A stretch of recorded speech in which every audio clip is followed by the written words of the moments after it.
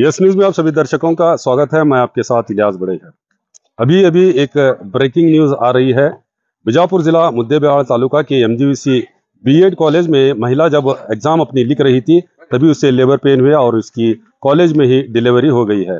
और उस महिला को जब एम्बुलेंस में ले जाया जा रहा था तो उस माँ का जज्बा देखिए कि उसने जो अपने एग्जाम पेपर को एम्बुलेंस में ही कंप्लीट करके एक शिक्षा का महत्व बताया है। और वहाँ के जो लोग बता रहे हैं, जो हमारे संवाददाता का कहना है कि वो महिला और बच्ची दोनों भी सुरक्षित हैं।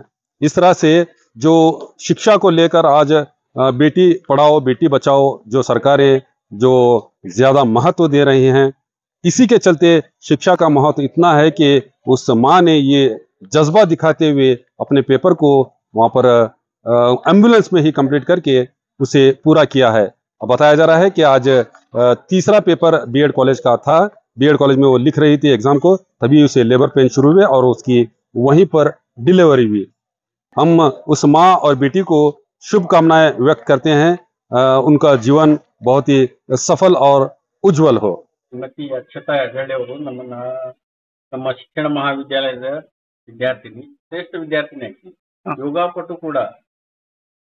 ಇವತ್ತು ಬೆಳಿಗ್ಗೆ 6 ಗಂಟೆಗೆ ಸರ್ಕಾರಿ ಮುದೇಬಿಹಾಳದ ಸರ್ಕಾರಿ ಆಸ್ಪತ್ರೆಯಲ್ಲಿ ಹೆಣ್ಣು ಮಗುವಿಗೆ ಜನ್ಮ ಇಟ್ಟಿದ್ದಾಳೆ. ಅವಳು 2 ಪೇಪರ್ ಅಂತ ಬರೆದಿದ್ಲು. ಈ 3ನೇ ಪೇಪರ್ ನಾನು ಬರೆದೇ ತೀರ್ತೀನಿ, ಮುಗಿಸೇ ತೀರ್ತೀನಿ ಅಂತಂದು. ನಂತರ ಸರ್ಕಾರಿ ವೈದ್ಯಾಧಿಕಾರಿಗಳ ಒಂದು ಮಾರ್ಗದರ್ಶನದಲ್ಲಿ ಆಂಬುಲೆನ್ಸ್ ನಲ್ಲಿ ಬಂದು ತನ್ನ ಪರೀಕ್ಷೆಯನ್ನ ಬೆಟ್ತಾ ಇದ್ದಾಳೆ. ನಿಜವಾಗ್ಲೂ ಆಕೆಯ ಒಂದು ಸ್ಫೂರ್ತಿ, ವಿದ್ಯಾಭ್ಯಾಸ ಕಡೆ ಇರತಕ್ಕಂಥ ಒಲವು, ಸಂಸಾರಿಕ ಜೀವನದಲ್ಲಿ ಇದ್ದುಕೊಂಡು ಇದೆಲ್ಲ ಕಷ್ಟಗಳ ಒಂದು ಸ್ಥಿತಿಯಲ್ಲಿಯೂ ಕೂಡ ತನ್ನ ಜೀವನದಲ್ಲಿ ಗುರಿಯನ್ನು ಸಾಧಿಸಬೇಕಂತಂದು ಇಚ್ಛೆ ಮಾಡಿದ. ಹೀಗಾಗಿ ಅಂತ ಒಂದು ವಿದ್ಯಾರ್ಥಿನಿಗೆ ನಮ್ಮ ಮಹಾವಿದ್ಯಾಲಯದ ನನ್ನೆಲ್ಲ ಪ್ರಾಧ್ಯಾಪಕ ಬಂಧುಗಳು ಹಾಗೂ ನಮ್ಮ ಯಾವುದು ಮಾತಾಶ್ರೀ ಗಂಗಮ್ಮ ವಿಶ್ವಸ್ತ ಮಂಡಳಿಯ ಸಮಸ್ತ ಚೇರ್ಮನ್ರು, ಕಾರ್ಯಾಧ್ಯಕ್ಷರು ಹಾಗೂ ಆಡಳಿತ ಮಂಡಳಿಗಳು, ನಮ್ಮ ಶಿಕ್ಷಣ ಮಹಾವಿದ್ಯಾಲಯ ಎಲ್ಲ ಸಲಹಾ ಮಂಡಳಿಯ ಸದಸ್ಯರು ತುಂಬ ಹೃದಯದಿಂದ ವಿದ್ಯಾರ್ಥಿನಿಯನ್ನು ಅಭಿನಂದಿಸಿದ್ದಾರೆ. ಅವರಿಗೆ ಜೀವನದಲ್ಲಿ ಸುಖ, ಸಂತೋಷ, ನೆಮ್ಮದಿ, ಆಯುರ, ಆರೋಗ್ಯ, ಉತ್ತಮ ಗುರಿಯನ್ನು ನಮ್ಮ ಈ ಎಕ್ಸ್ಟರ್ನಲ್ ಎಕ್ಸಾಮಿನೇಷನ್ಗೆ, ಒಂದು ಯೂನಿವರ್ಸಿಟಿ ಎಕ್ಸಾಮ್ಗೆ ಬಸವನ ಬಾಗೇವಾಡಿ ಸರ್ಕಾರಿ ಪದವಿ ವಿದ್ಯಾಲಯದ ಪ್ರೊಫೆಸರ್ ಆದಂತ ಶ್ರೀ ಶೈಲ್ ಅವರು ಬಂದಿದ್ದಾರೆ. ಅವರು ಒಂದೆರಡು ಮಾತುಗಳನ್ನು ಹೇಳ್ತಾರೆ. ಸರ್, ಇವಕ್ಕೆ ಫಸ್ಟ್ ಇಯರ್ ಏನ second year sir? Second year 4th semester 3rd paper. Okay sir. ತಮ್ಮ ಹೆಸರು ಸರ್? ನನ್ನ ಹೆಸರು ಡಾಕ್ಟರ್ ಚಂದ್ರಕಾಂತ್ ಬಂಡ್ರಗಲ್ ಅಂತ ಹೇಳಿ ನಮ್ಮ ಕಾಲೇಜಿಗೆ ಒಂದು ಹೆಮ್ಮೆ ಅಂತಾನೆ ಹೇಳ್ಬೋದು. ಯಾಕಂದ್ರೆ ಆಕಿ ಪ್ರತಿ ವರ್ಷದುದ್ದಕ್ಕೂ ಆಕಿ ಕಾಲೇಜಿಗೆ ಬಂದ. ನಿನ್ನೆ ಕೂಡ ಎಕ್ಸಾಮ್ ಕೊಟ್ಟು ಹೋಗ್ಯಾಳ. ಅದ ಬೆಳಗ್ಗೆ ಡೆಲಿವರಿ ಆಗ್ಯದ, ಆದ್ರೂ ಕೂಡ ಆಕಿ ಎಕ್ಸಾಮ್ ಬರೀತೀನಿ ಅನ್ನುವಂತ ಒಂದು ವಿಶ್ವಾಸ ವ್ಯಕ್ತಪಡಿಸಾಳ ಆಕಿ.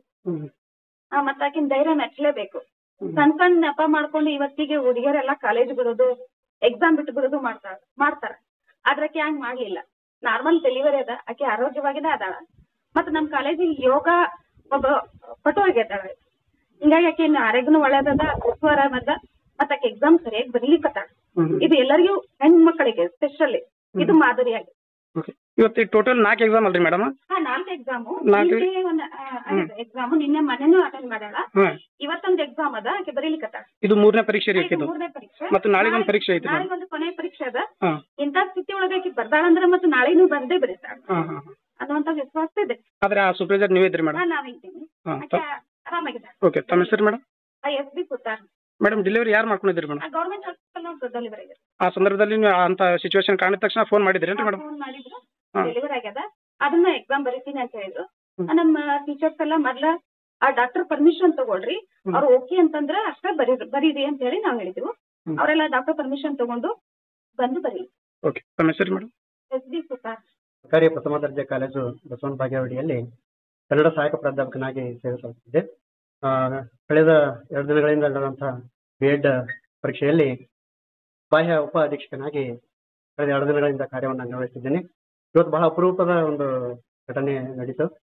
ಅಪರೂಪದಲ್ಲೇ ಅಪರೂಪ. ಕಾರಣ ಏನು ಅಂತಂದ್ರೆ B.Ed 4ನೇ ಸೆಮಿಸ್ಟರ್ ಓದುವಂತಹ ಶ್ರೀಮತಿ ಅಕ್ಷತಾ ಯಡಹಳ್ಳಿ ವಿದ್ಯಾರ್ಥಿನಿ, ಶಿಕ್ಷಣಾರ್ಥಿನಿ, ಬಹಳ ಇಲ್ಲಿವರೆಗೆ 2 ವರ್ಷಗಳವರೆಗೆ ಓದಿ, ಕಷ್ಟಪಟ್ಟು ಓದಿ, ಮುಂದಿನ ಗುರಿಗೆ ಪ್ರೇರಕ ಸಾಧನೆ ಆಗುವಂತಹ ಪರೀಕ್ಷೆಯನ್ನ ತಪ್ಪಿಸ್ಕೊಳ್ಬಾರ್ದು ಅನ್ನುವಂಥ ಉದ್ದೇಶದಿಂದ ಇವತ್ತೇ ಹೆರಿಗೆ ಆದ್ರೂ ಕೂಡ ಪರೀಕ್ಷಾ ಕೇಂದ್ರಕ್ಕೆ ಬಂದು ಸ್ವಂತ ಇಚ್ಛೆಯಿಂದ ತನ್ನ ಗಂಡ ಮತ್ತು ತನ್ನ ಪಾಲಕರ ಅನುಮತಿಯ ಮೇರೆಗೆ ಪರೀಕ್ಷೆ ಬರಲಿಕ್ಕೆ ಬಂದಿದ್ದು ಒಂದು ರೀತಿ ಸಂತೋಷ ಅಂತಂದ್ರೆ, ಇನ್ನೊಂದು ರೀತಿಯಲ್ಲಿ ಹೆಣ್ಣಿಗೆ ಎಷ್ಟು ಕಷ್ಟ ಅದ ಅಥವಾ ಹೆಣ್ಮಕ್ಳಿಗೆ ಎಷ್ಟು ಕಷ್ಟ ಅಂತ ಅಂದ್ರೂ ಸಹಿತ ಗುರಿ ಮತ್ತು ಸಾಧನೆ ಅಂತ ಬಂದಾಗ ಬಹುತೇಕ ಅವೆಲ್ಲ ಲೆಕ್ಕಕ್ಕೆ ಸಿಗೋದಿಲ್ಲ ಅಥವಾ ಗಣನೆಗೆ ಬರುವುದಿಲ್ಲ ಅನ್ನಲಿಕ್ಕೆ ಅಕ್ಷತಾ ಯಡಹಳ್ಳಿನೇ ಉದಾಹರಣೆ ಆಗ್ತಾಳೆ ಅಂತ ನನ್ನ ಭಾವನೆ ಆಗಿದೆ. ಒಟ್ಟಿನಲ್ಲಿ ಪರೀಕ್ಷೆ ಬರಲಿಕ್ಕೆ ವಿದ್ಯಾಧಿಕಾರಿಗಳು ಸಹಿತ ಅನುಮತಿಯನ್ನ ಕೊಟ್ಟಿದ್ದರಿಂದಾಗಿ, ಜೊತೆಗೆ ತನ್ನ ಗಂಡ ಮತ್ತು ಅವರ ಮನೆಯವರು, ಕುಟುಂಬದವರು ಸಹಿತ ಒಪ್ಪಿಗೆ ಕೊಟ್ಟಿದ್ದಕ್ಕಾಗಿ, ಮತ್ತು ಜೊತೆಗೆ ಅದಕ್ಕಿಂತಲೂ ಹೆಚ್ಚು ಅವಳ ಉತ್ಕಟವಾದಂತಹ ಇಚ್ಛೆ ಶಿಕ್ಷಣವನ್ನ ಮೊಟಕುಗೊಳಿಸಬಾರದು ಅನ್ನುವಂಥ ಕಾರಣ ಎಲ್ಲವನ್ನ ಪರಿಗಣಿಸಿ ಮಾನವೀಯತೆಯ ದೃಷ್ಟಿಯಿಂದ ಸಹಿತ ಪರೀಕ್ಷೆ ಬರಲಿಕ್ಕೆ ಮಾನ್ಯ ಅಧೀಕ್ಷಕರು ಸಹಿತ ಅನುಮತಿಯನ್ನ ಕೊಡ್ಬೇಕಾಗ್ತದೆ ಅನಿವಾರ್ಯವಾಗಿ. ಒಟ್ಟಿನಲ್ಲಿ ಏನಾಗ್ಲಿ ಅವಳ ಒಂದು ಗುರಿಗೆ ಅವಳು ಪೂರಕವಾಗಿ ಹೋರಾಡುವ ರೀತಿ ಕಂಡು ಬಹಳ ಸಂತೋಷ ಆಗ್ಯದ ಅಂತ ಅನಿಸ್ತದೆ. ಒಟ್ಟಿನಲ್ಲಿ ಅವಳಿಗೆ ಮುಂದೆ ಜೀವನದಲ್ಲಿ ಯಶಸ್ವಿ ಸಿಗಲಿ. ಎಲ್ಲ ಇಂತಹ ಪರಿಸ್ಥಿತಿಯಲ್ಲಿರುವಂತಹ ಹೆಣ್ಣು ಮಕ್ಕಳಿಗೆ ಒಂದು ರೀತಿ ಪ್ರೇರಣೆ ಆಗ್ತಾಳೆ, ಜೊತೆಗೆ ಮಾದರಿ ಆಗ್ಲಿ ಅಂತ ಆಸೆ.